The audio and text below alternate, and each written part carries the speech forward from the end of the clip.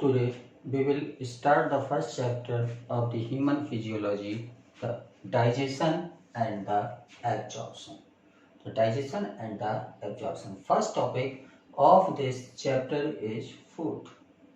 तो हमें फूड लेने की क्यों ज़रूरत पड़ती है, हम खाना क्यों खाते हैं? तो each and every vital activity required energy to perform. हर एक वाइटल एक्टिविटीज को पूरा करने के लिए एनर्जी की जरूरत होती है, और वो एनर्जी हमें कहाँ से मिलती है? फूड से। और फूड को कार्बन की प्रेजेंस और एब्सेंस के अकॉर्डिंग हम टू पार्ट्स में डिवाइड करते हैं। First part is that contain carbon. इसमें कार्बोहाइड्रेट, प्रोटीन, फैट और विटामिन्स आते हैं। While the other part of food is that which do not have carbon, और इसके एग्जाम्पल हैं मिनरल्स और वाटर। तो फूड को कार्बन की प्रेजेंस और एब्सेंस के अकॉर्डिंग दो कैटेगरी में डिवाइड किया गया है। और फूड की रिक्वायरमेंट किसके लिए होती है? टू प्रोवाइड एनर्जी ऑब्टेन करने के लिए, जिससे हम वाइटल एक्टिविटीज को परफॉर्म कर सकें। Next topic is digestion. What is digestion? तो जो फूड हम इनटेक करते हैं उनमें जो कार्बोहाइड्रेट, प्रोटीन, फैट ये होती है लार्जर कॉम्प्लेक्स मॉलिक्यूल्स के फॉर्म में होते हैं। प्रोटीन, फैट और कार्बोहाइड्रेट कैसे होते हैं? कॉम्प्लेक्स और नॉन एब्जॉर्बेबल फॉर्म में होते हैं। और इन्हीं कॉम्प्लेक्स और नॉन एब्जॉर्बेबल फॉर्म को सिंपल एब्जॉर्बेबल फॉर्म में तोड़ना कहलाता है digestion.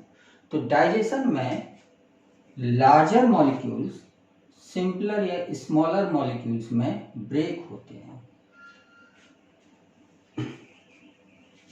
Next topic is digestive system of human digestive system को हम दो पार्ट में डिवाइड करते हैं, एलिमेंट्री कैनाल और associated glands. Alimentary canal and associated glands. Associated glands जो एलिमेंट्री कैनाल में जिस फूड का डाइजेशन होना है उस डाइजेशन में हेल्प करते हैं, जैसे liver, pancreas, salivary gland, these are associated glands. तो first we describe the alimentary canal. तो what is alimentary canal? A canal inside the body starting from the mouth, and last portion of alimentary canal is anus.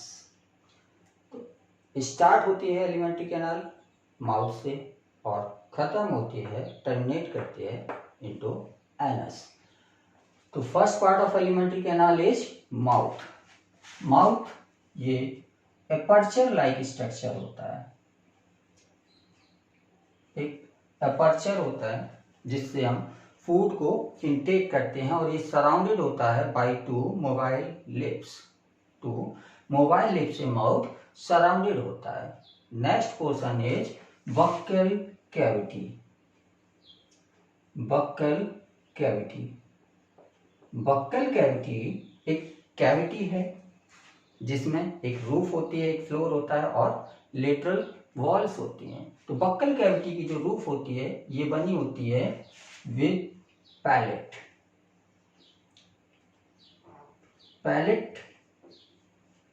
Formation करता है roof of buccal cavity का, और ये palette nasal chamber को buckle chamber से अलग करता है, सेपरेट करता है। नेजल चैम्बर और बक्कल कैविटी को सेपरेट करता है। पैलेट का इनिशियल पोर्शन बोन का बना हुआ होता है, इसलिए ये पोर्शन हार्ड होता है, और इस इनिशियल पोर्शन को हम बोलते हैं hard palate. While it's posterior portion is muscular, इसलिए ये सॉफ्ट होता है, और इसको हम बोलते हैं सॉफ्ट पैलेट। और सॉफ्ट पैलेट का terminal portion hanging, soft palate का लास्ट पोर्शन कुछ ओवर हैंगिंग कंडीशन में होता है। इस ओवरहैंगिंग पार्ट को हम बोलते हैं उवला।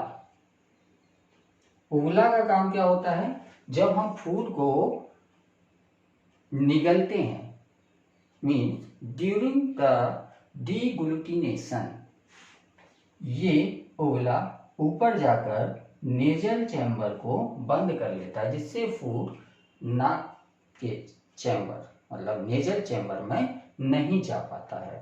कहाँ पहुंच जाता है, इसके नेक्स्ट पोर्शन में। इस पोर्शन को हम बोलते हैं फेरिंग्स।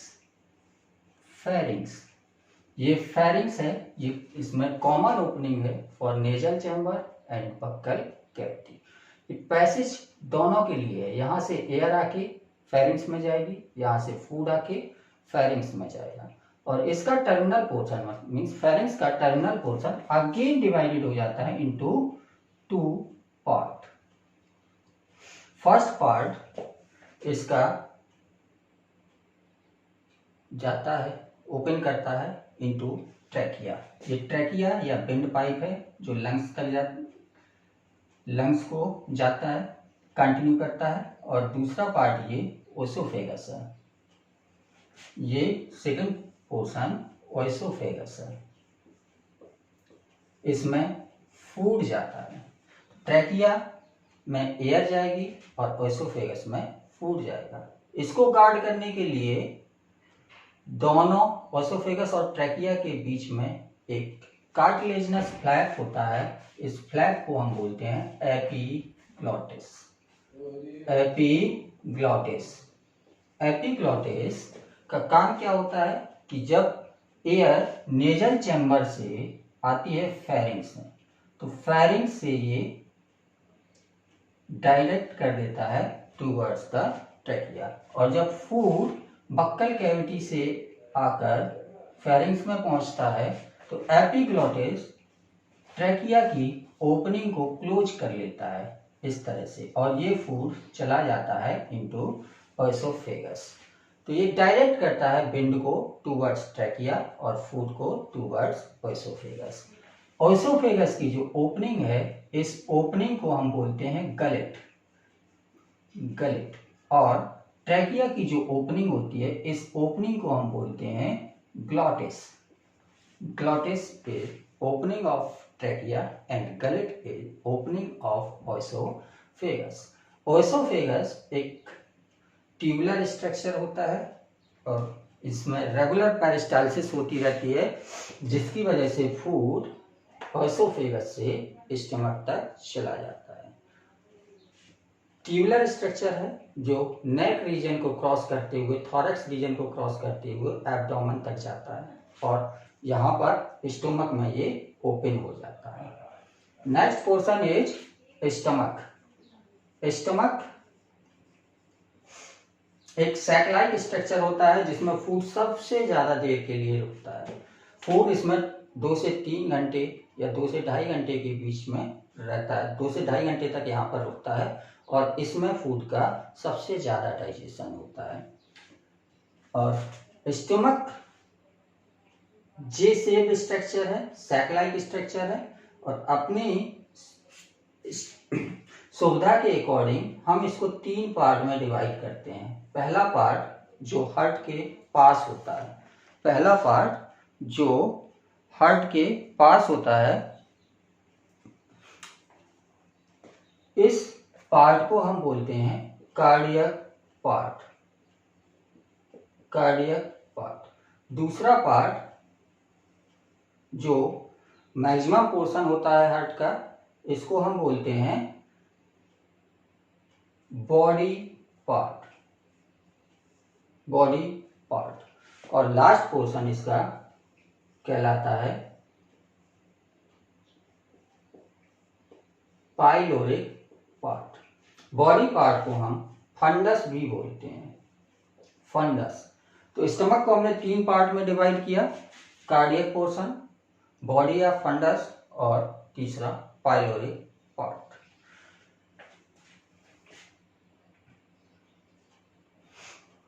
ओसोफेगस के कार्डियक पोर्शन में ओसोफेगस और स्टमक के बीच में एक स्फिंक्टर प्रेजेंट होता है। इस स्फिंक्टर को हम बोलते हैं कार्डियक स्फिंक्टर। ये फूड को ऑसोफेगस से स्टमक में तो आने देता है, लेकिन स्टमक से वापस ऑसोफेगस में नहीं जाने देता है। इसी तरह से एक स्फिंक्टर प्रेजेंट होता है इन द पाइलोरिक पोर्शन, जो फूड को स्टमक से स्मॉल इंटेस्टाइन में जाने देता है, लेकिन वापस स्मॉल इंटेस्टाइन से स्टमक तक नहीं आने देता है। नेक्स्ट पोर्शन है इसका स्मॉल इंटेस्टाइन। स्मॉल इंटेस्टाइन ये लॉन्गेस्ट पोर्शन होता है एलिमेंट्री कैनाल का। नाम में स्मॉल इंटेस्टाइन है, लेकिन ये लॉन्गेस्ट पार्ट होता है एलिमेंट्री कैनाल का। स्टमक के बाद से स्टार्ट होके ये पूरा क्वाइल्ड फॉर्म में पड़ी रहती है, और ये इसमें फूड का मैक्सिमम एब्जॉर्प्शन होता है। तो ये बड़ा पार्ट पोर्शन है। तो स्टडी की सुविधा के अकॉर्डिंग इसको हम 3 पार्ट में डिवाइड करते हैं। First part is duodenum,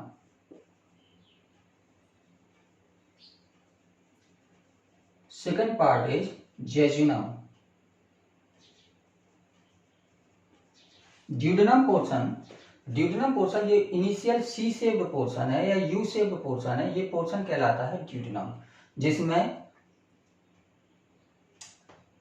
gall bladder या लिवर से आने वाले डक्ट और पैनक्रियास से आने वाली पैनक्रियाटिक डक्ट दोनों कॉमनली ओपन करती हैं। तो यहाँ से बाइल जूस और यहाँ से पैनक्रियाटिक जूस दोनों ड्यूडेनम पोर्शन में मिक्स हो जाएंगे। सेकंड पोर्शन ये वाला कॉइल पोर्शन ये कहलाता है जेजुनम, और लास्ट पोर्शन जो हाईली कॉइल्ड होता है इसको हम बोलते हैं इलियम। तो स्मॉल इंटेस्टाइन को हमने 3 पार्ट में डिवाइड किया, ड्यूडेनम, जेजुनम और इलियम। इलियम का टर्मिनल पोर्शन लार्ज इंटेस्टाइन में ओपन करता है। ये लार्ज इंटेस्टाइन है,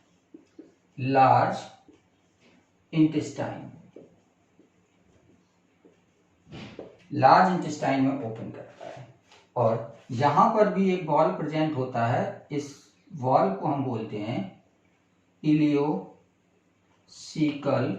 वाल्व।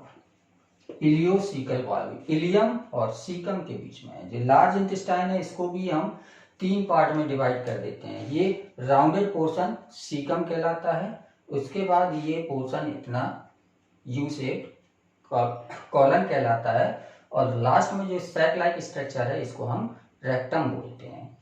तो सीकम ऑफ लार्ज इंटेस्टाइन और इलियम ऑफ स्मॉल इंटेस्टाइन दोनों के बीच में इलियोसिकल वाल्व प्रेजेंट होते हैं। ये इलियोसिकल वाल्व भी फूड को स्मॉल इंटेस्टाइन से लार्ज इंटेस्टाइन में तो जाने देते हैं, लेकिन वापस लार्ज इंटेस्टाइन से स्मॉल इंटेस्टाइन में नहीं जाने देते हैं।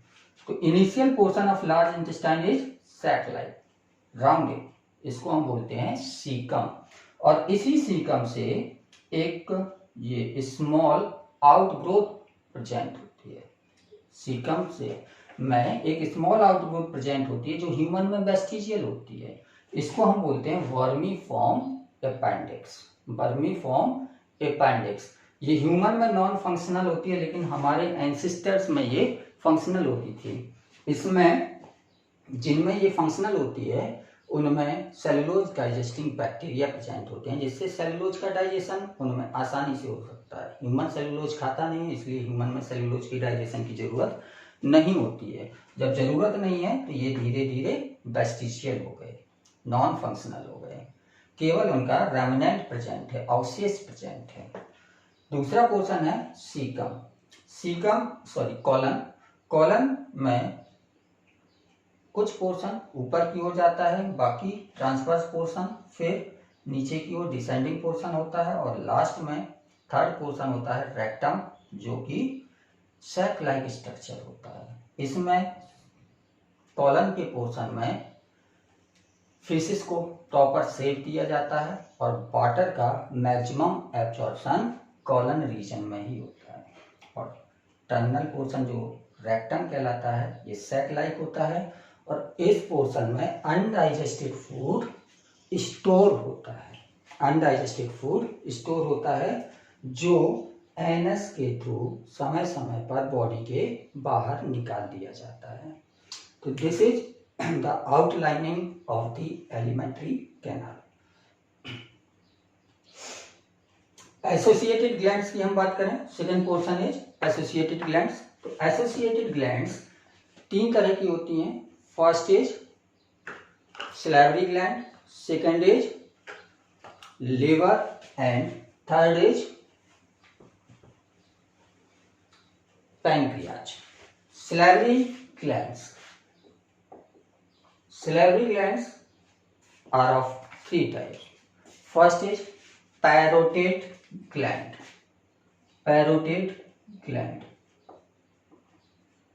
ये लार्जेस्ट सैलिवरी ग्लैंड होती है जो कि कान के नीचे लेटरल साइड में, चीक रीजन में, कान के नीचे साइड में प्रेजेंट होती है। ये लार्जेस्ट सैलिवरी ग्लैंड्स होती हैं। दूसरी होती हैं सब मैंडिबुलर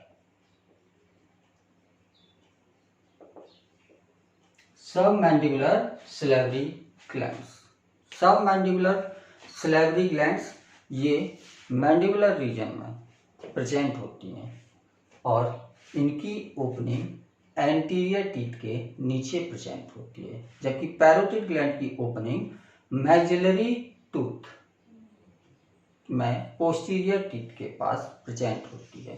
थर्ड टाइप होती है सब लिंगुअल ग्लैंड। लिंगुअल वर्ड जहां भी आता है, लिंगुआ का मतलब होता है टंग, तो ये टंग के नीचे प्रेजेंट होती हैं सब लिंगुअल ग्लैंड्स।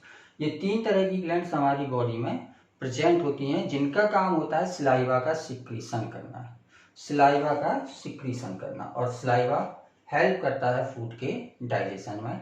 ये डाइजेशन आपको पढ़ाएंगे तब इसका डिटेल बताएंगे। दूसरी तरह की ग्लैंड्स होती हैं लिवर का काम होता है बाइल को सिक्रीट करना।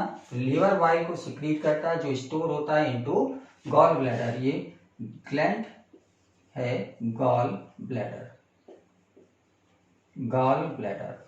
तो लिवर बाइल को सिक्रीट करेगा, लिवर की सेल में बाइल का फॉर्मेशन होता है, स्टोर होता है इनटू गॉल ब्लैडर, और ये बाइल गॉल ब्लैडर से भेज दिया जाता है इनटू द स्मॉल इंटेस्टाइन।